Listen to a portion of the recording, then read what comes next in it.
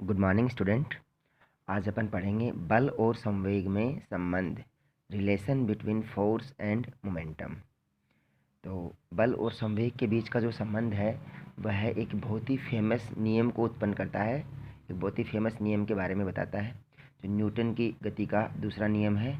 और इसका संरक्षण या इसका कंजर्वेशन हर प्रकार की भौतिक घटनाओं में पाया जाता है। चलिए देखते हैं कि यह कोई m द्रव्यमान का एक कण है जिसका द्रव्यमान है वो m है।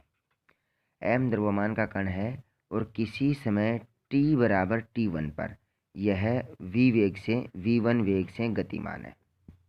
कोई भी कण है वो पहले से ही v1 वेग से गतिमान है।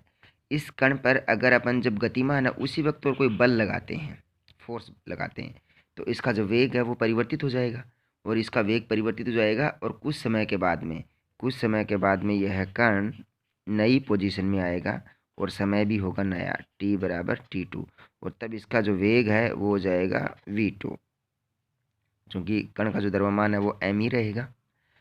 इस कंडीशन में इसका संवेग है वो p1 है और इस कंडीशन में इसका संवेग है वो p2 है।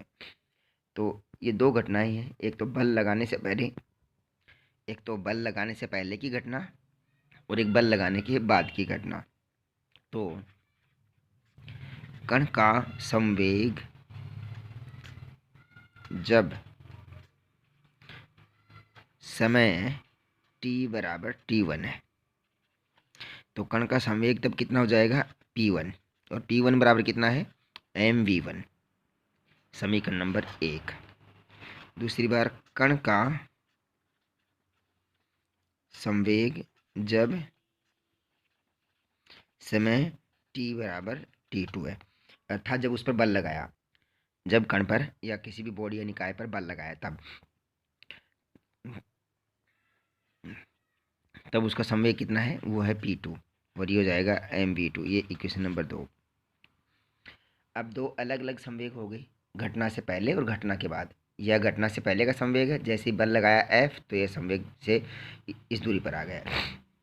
अब देखिए जरा, यह हो गया संवेग में अंतर।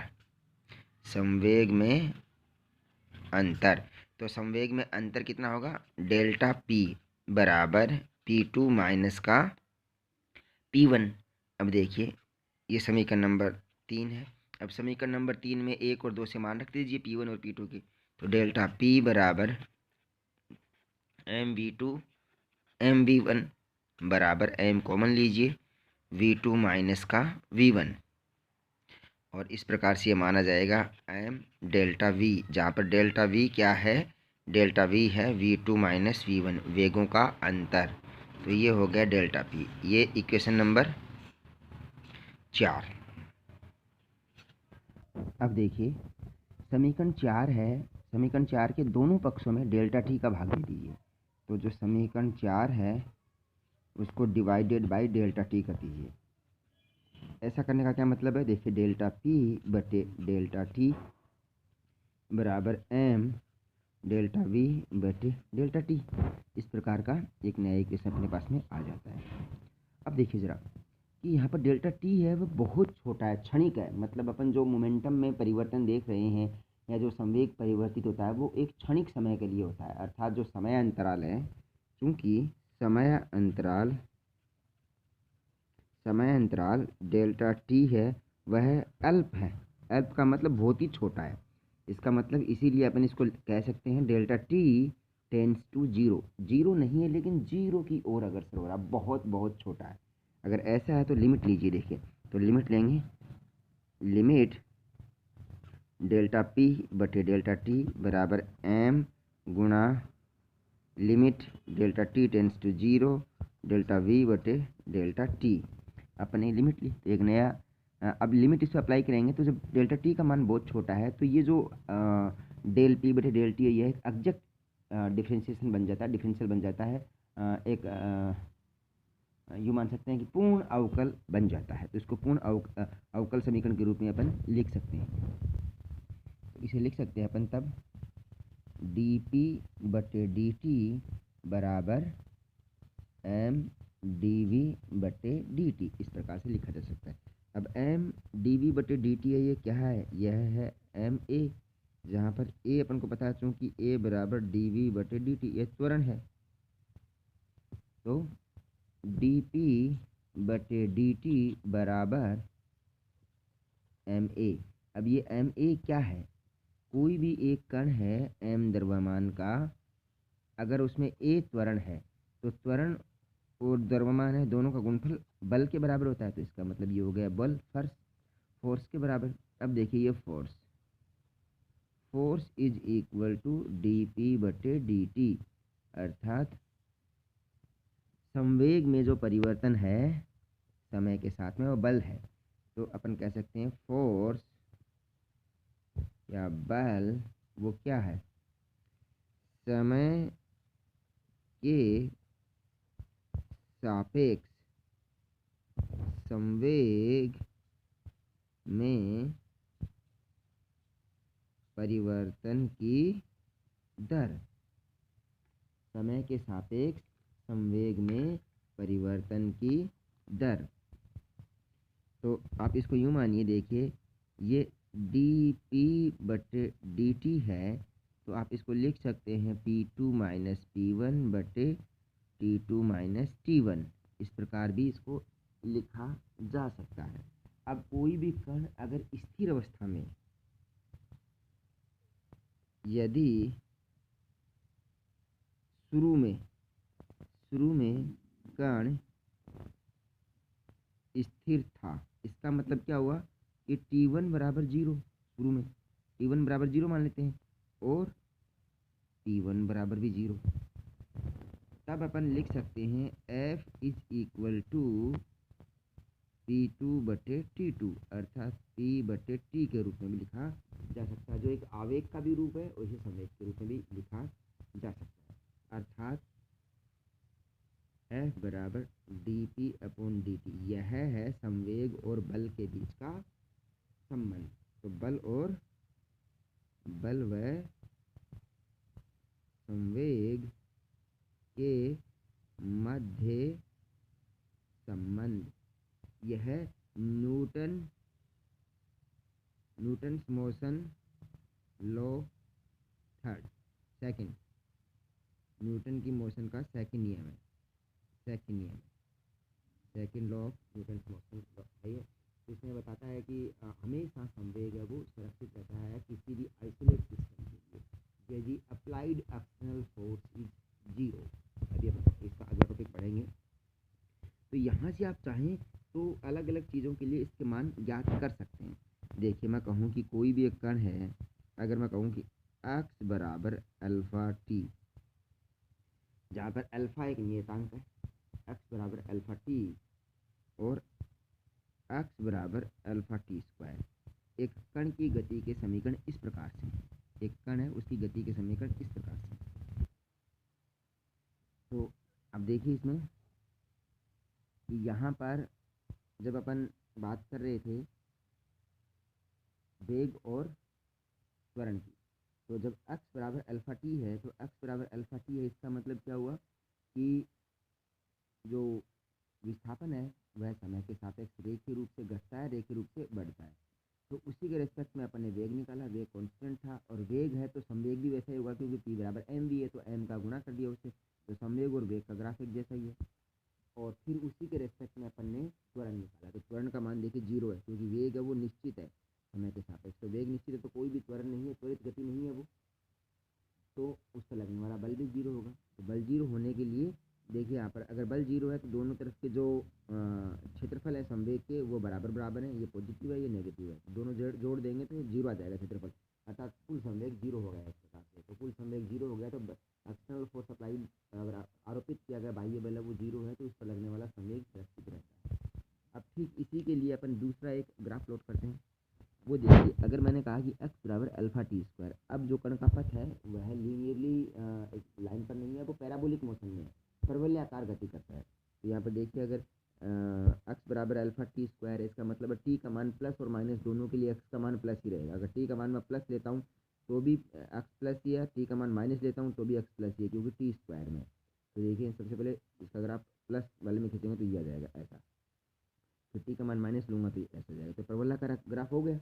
अब इस ग्राफ की गति को अपन निर्धारित करते हैं कि टी का मान सपोज यहाँ ये है T1 दूरी और ये है T2 सॉरी नेगेटिव दिशा में, ये माइनस T1 मान लीजिए, कोई दिक्कत नहीं। ओके, अब इसी के लिए अपन को ग्राफ प्लॉट करना है, क्योंकि यह जो पथ का जो ग्राफ है, जो विस्थापन का ग्राफ है, वह एक कर्व लिए हुए है, एक प्रवणता लिए हुए है, सीधी रेखा में नहीं है। तो इसकी बार हर बिंदु पर इसकी प्रवणता परिवर्तित होगी। तो इसकी हर बिंदु पर प्रवणता परिवर्तित हो रही है। इस तरफ प्रवणता बढ़ रही है, इस तरफ भी प्रवणता बढ़ रही है, लेकिन नेगेटिव डायरेक्शन में बढ़ रही है। इसका मतलब जो प्रवणता है वो वेग है। वेग कैसे, देखिए कि v बराबर d x upon d t है, d x upon d t है। तो d x upon d t का मान कितना होगा, d x upon d t का मान हो जाएगा 2 अल्फा टी। इसका अगर मैं अवकलन करूँगा तो देखिए 2 अल्फा तो नियत है, लेकिन टी अर्थात वी है वो टी के ऊपर निर्भर करता है। तो वी समानुपाती टी है, तो उसका ग्राफ प्लॉट करेंगे तो एक सीधी रेखा होगी जो मूल बिंदु से गुजरेगी। एक सीधी रेखा मूल बिंदु से गुजरेगी, एकदम सीधी रेखा, एकदम एक सीधी रेखा प्लॉट कर दीजिए, केवल ऐसे देखें, सीधी रेखा, ये टी है और ये वी है, इस प्रकार से। ओके, अब देखिए जरा कि दोनों के लिए अपन ने समय निर्धारित कर रखा है कि यहाँ पर भी T1 प्लस और यहाँ T1 माइनस। तो इतनी दूरी में जो संवेग है, इतनी दूरी में वेग है, उतना ही संवेग होगा, क्योंकि संवेग क्या है, P बराबर एम वी। तो वी को अगर मैं एम से गुणा कर दूंगा तो वो संवेग नई क्वांटिटी आ जाएगी, तो उसका ग्राफ भी ठीक वैसा ही होगा। तो संवेग का ग्राफ भी यही होगा। तो P और V के दोनों के ग्राफ एक जैसे ही होंगे। अब देखिए कि संवेग के लिए जो मान ज्ञात करते हैं प्लस दिशा में, तो उसका क्षेत्रफल ज्ञात कर लीजिए। तो इस त्रिभुज का क्षेत्रफल ये है और दूसरी दिशा में इसका क्षेत्रफल ये है। तो दोनों क्षेत्रफल एक जैसे हैं, लेकिन यह नेगेटिव डायरेक्शन में, ये पॉजिटिव डायरेक्शन में। तो दोनों क्षेत्रफलों को जोड़ देंगे तो कुल क्षेत्रफल कितना हो जाएगा, 0। अर्थात संवेग है वो 0 हो गया, नियत हो गया, कंजर्व हो गया, सुरक्षित हो गया। अब इसी के रिस्पेक्ट में देखिए, जब इस प्रकार वेग या संवेग इस प्रकार से लीनियरली चेंज हो रहे हैं, तो उसके रिस्पेक्ट में त्वरण और बल कितने होंगे। तो त्वरण क्या है, त्वरण है ए बराबर डी वी बटे डी टी। तो इसका अवकलन करेंगे तो 2 अल्फा आएगा। देखिए 2 अल्फा टी है, तो इसका 2 अल्फा ही आ जाएगा केवल मान। ए बराबर d v upon d t बराबर 2 अल्फा आ जाएगा, ठीक है। तो 2 अल्फा मान होने के चक्कर में इसका क्या होगा, देखिए मान कि केवल नियत होगा। तो त्वरण का मान ये नियत, और अचानक चेंज होगा नेगेटिव डायरेक्शन में, और फिर यह नियत विपरीत दिशा में। तो त्वरण, ये इसकी जो गति है वो देखिए इस प्रकार से नियत त्वरण के साथ में गति होगी। कोई भी कण है अगर वह पैराबोलिक या परवलयाकार पथ पर गति कर रहा है तो उसका त्वरण है वो नियत रहेगा। और जैसे सपोज कण ने यहाँ से गति की तो ये ऊपर की तरफ बढ़ रहा है, फिर वापस नीचे की तरफ आ रहा है। देख कण है वो वापस गया, वापस आया, और नेगेटिव डायरेक्शन में, इस प्रकार से। तो यह कण की गति नियत रहेगी, यहाँ पर नियत त्वरण के साथ में कण है वह गति करेगा। तो अपन कह सकते हैं कि जो संवेग है और बल, ये देखिए ये है एफ या ए, दोनों एफ कोमा ए, ये वी कोमा पी। तो संवेग के साथ में तो इसको बल को देखिए, वेग के साथ में त्वरण को देखिए।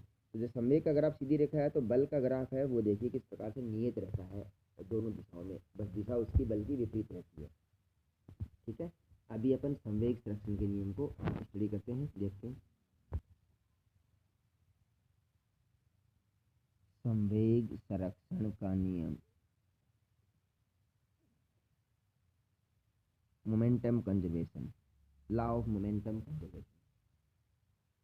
तो इसको यूँ प्रकार परिभाषित कर सकते हैं कि कोई भी एक विलगित निकाय है, आइसोलेट सिस्टम है, आइसोलेट सिस्टम, इसको हिंदी में बोलते हैं विलगित निकाय। विलगित निकाय या आइसोलेट सिस्टम का मतलब यह है कि उस निकाय का, उस तंत्र का किसी दूसरे निकाय के साथ में कोई इंटरेक्शन नहीं है, आपस में संवेग का कोई एक्सचेंज नहीं है, तो उसको अपन आइसोलेट सिस्टम बोलते हैं, जो बाह्य किसी निकाय के स्पर्श में नहीं है, कांटेक्ट में नहीं है। तो किसी विलगित निकाय के लिए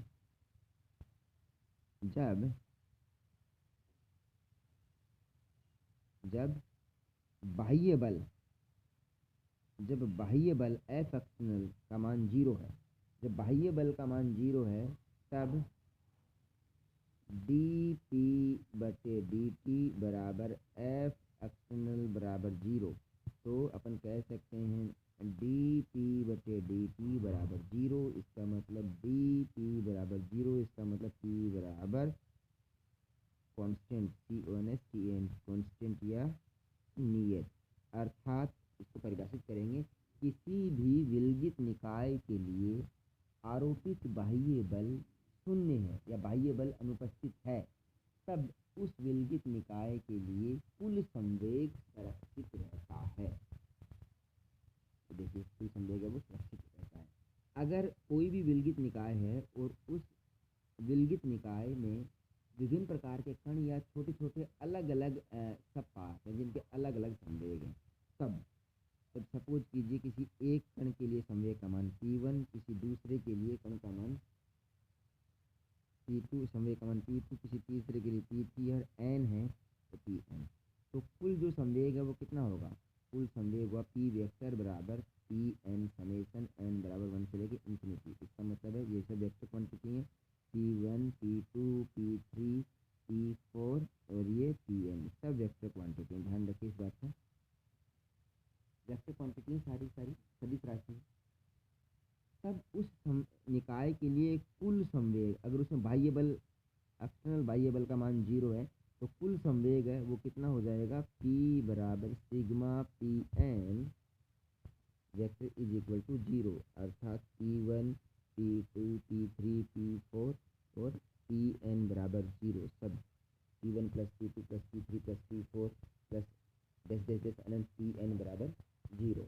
अर्थात किसी भी निकाय के अंदर बहुत सारे कण हैं और सबका अलग अलग संवेग है, तो उन सभी कणों के संवेगों का सदिश योग शून्य होता है या सदिश योग है वो नियत रहता है, तो वहाँ पर संवेग संरक्षण होता है। अब देखिए संवेग संरक्षण के नियम के उपयोग हैं बहुत सारे। तो संवेग संरक्षण के नियम का उपयोग सबसे पहले तो अभी तक भौतिकी में या साइंस और टेक्नोलॉजी में ऐसा कोई लॉ नहीं है, ऐसा कोई सिस्टम नहीं है जहाँ पर संवेग संरक्षण का नियम है वह वॉलिट होता हो या संवेग संरक्षण का नियम लागू नहीं होता हो। हर निकाय में हर प्रकार के नियम के लिए, भौतिक घटनाओं के लिए संवेग सुरक्षित रहता है, लेकिन निकाय का कुल संवेग सुरक्षित रहता है। अलग अलग संवेग हो सकता है, अलग अलग वो पार्ट का, लेकिन कुल संवेग है वो घटना का वो हमेशा सुरक्षित रहेगा।